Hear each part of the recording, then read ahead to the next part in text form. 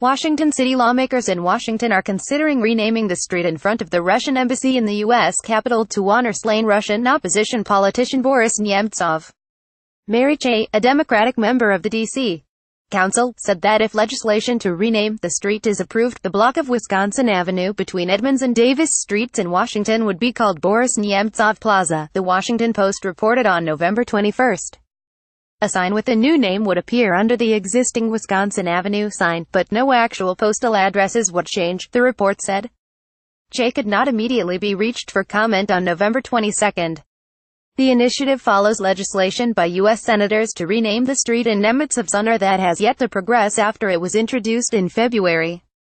Nemtsov, a former deputy prime minister and a longtime critic of Russian President Vladimir Putin, was a lawmaker in the Yaroslavl Oblast and co-chairman of the opposition party's party at the time of his killing on February 27, 2015.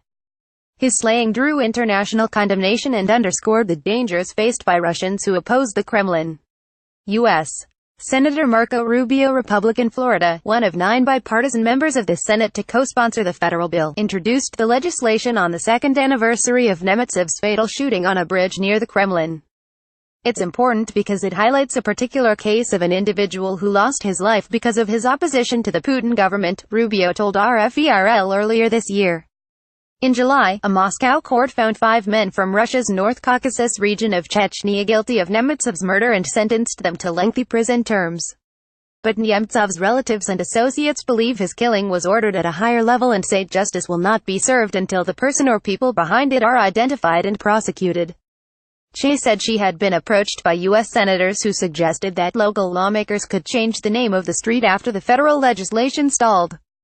She said the sign would stand as a symbol of the democratic values of the United States and that the Russian embassy would not have a say in the changing of the name.